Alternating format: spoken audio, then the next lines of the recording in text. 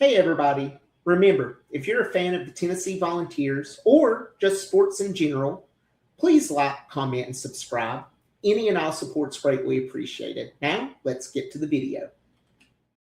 Hey guys, how's it going? Josh here. Hope you're all doing well. Wanted to come at you with a new video. Finally starting to feel a little bit back to normal after coming out of this COVID junk.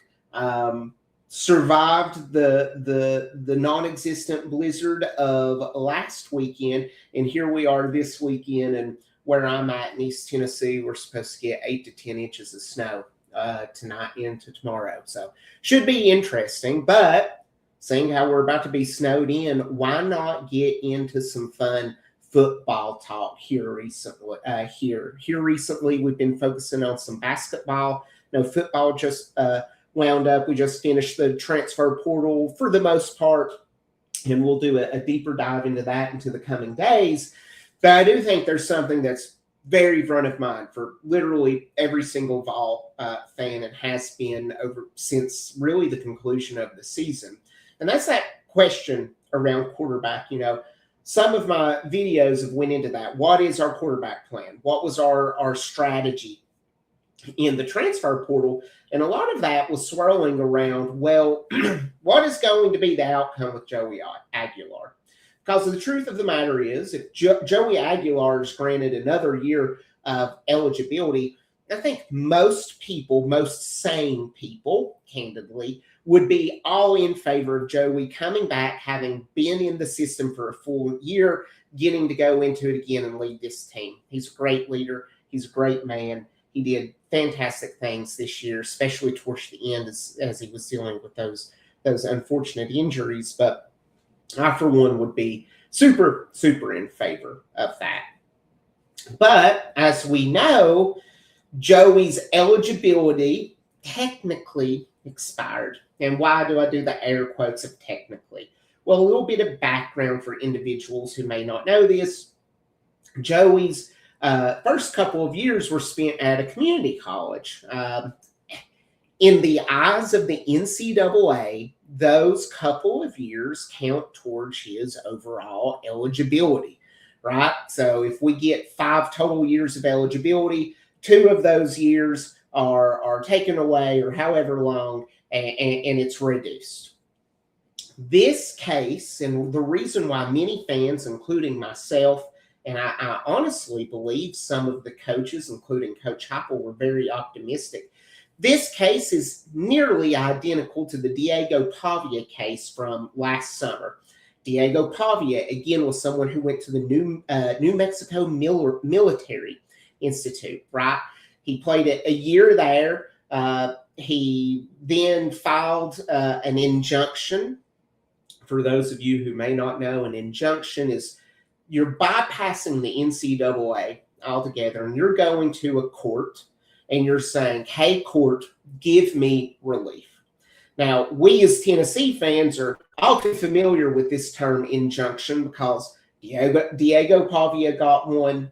Hate him, love him.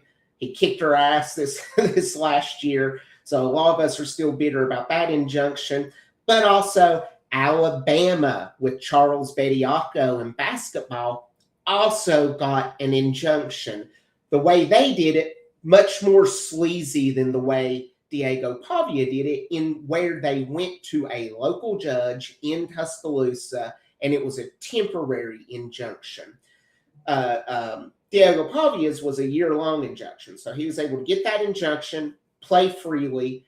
Throughout the season, he also filed a class action lawsuit. And again, say what you will about Diego Pavia, by opening up this class action lawsuit, it allowed other athletes that were similar to him that had those community college years to attach their name into again, class action, meaning more than one plaintiff, saying we are all actively seeking relief in the court system because we know the NCAA is not going to give us relief.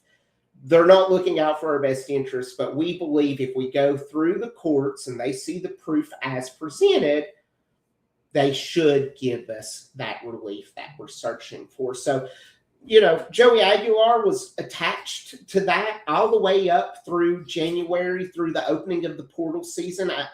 There were expectations from who I've spoken to and from what I've understood from reporting and from other channels and stuff of that nature, that there was a optimism amongst the Tennessee coaching staff that Joey Aguilar would be granted protection, that he would be granted a similar injunction. And why, may you ask? Because Joey Aguilar's case mirrors almost perfectly the case of Diego Pavia.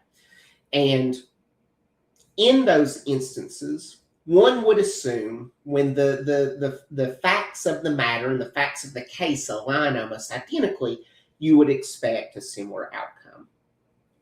This is not a humble brag, because Lord knows I dropped out. I did attend law school for 1 year, so I'm 1/3 of a lawyer.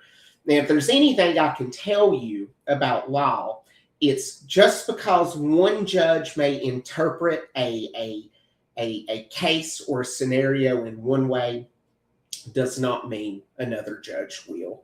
Flash forward, the judge overseeing this case towards the end of the transfer portal says, hey guys, not going to be able to hear this and really decide on it until at least February 10th. So that's what put Tennessee in, I think, this incredibly precarious situation where we didn't necessarily go super hard at a quarterback at the beginning of the portal. Then when we expected we would have got a decision and it didn't come, there was a little bit of panic that set out. I think many fans were like, why does Josh Heupel not have a plan? Josh Heupel was hinging on some type of good news or bad news from this decision. And I think that's what put us behind the 8 ball, but that's not the point of this video here. What is the point is there has been some updates over the course of the last few days, and most notably, if we go ahead and share our screen, reporting from On3 saying Joey Aguilar is now being granted dismissal as a plaintiff from that class action lawsuit with Diego Pavia. Do not panic, especially God with Jeff Goodman's ugly mug on here. Do not panic when you see, he's dropping out of this class action lawsuit. If you go on in this article by Nick Schultz here, you can actually see that he is going to be filing his own independent lawsuit. So he's breaking off, and he's going to be making his own individual lawsuit for him to then proceed with. So again, as part of that, he's actually bringing on his own lawyer, right? So a new lawyer. Politics aside, someone who represented Donald Trump in front of the Supreme Court, also someone who represented the University of Tennessee in as it related to NIL just a few years ago, back in 2022. So the hope of the matter is, right, looking at the similarities between this case and Diego Pavia's case, you're bringing in, by all regards, a highly respected lawyer who's well-versed in these types of cases, who understands the case law. There's now precedent, and precedent is essentially something that has occurred that someone can cite and say, look what happened in a similar thing. Law very much is, you should do this because in the past, other individuals have come to this same conclusion.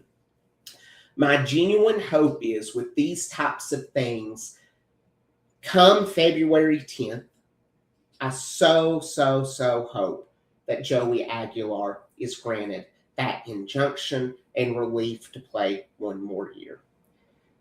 Again, I am not a lawyer. I'm not a legal scholar. If you were to ask me, Josh, what do you ultimately think will happen? I would say it's a 60 to 70% likelihood that an injunction will be filed. I feel that. I feel like if it was not going to be filed, we would have known something sooner, which means this guy's really going into the case law, which is good. But there is that 30%. If it's taking this long, there is a chance potentially he's interpreting the law differently. He could see all of these cases that are ongoing with Bediako. There was just a headline today that a basketball player who actually played an NBA game now is looking to come back. These could be things that influence these judges to not grant relief. But again, they're completely separate and they should be treated as such. So we'll see what happens. I'm optimistic. I want Joey back. I think when looking at the case law, Joey should be granted that relief no differently than Diego Pavia. Law should be interpreted, similarly by judges. So I'm optimistic in that regard. So let me ask you, what do you think is going to happen? What do you think should happen? Should Joey be granted that extra year? If he's not, are you ready to roll with GMAC or Faison? Drop it in the comments. And if you're getting hit by this snow, stay safe out there. And I look forward to talking to you again soon. Thanks again for stopping in today. And remember, if you like this content, I can't ask enough. Please like, comment, and subscribe. Any and all support's greatly appreciated. And as always, go Vols!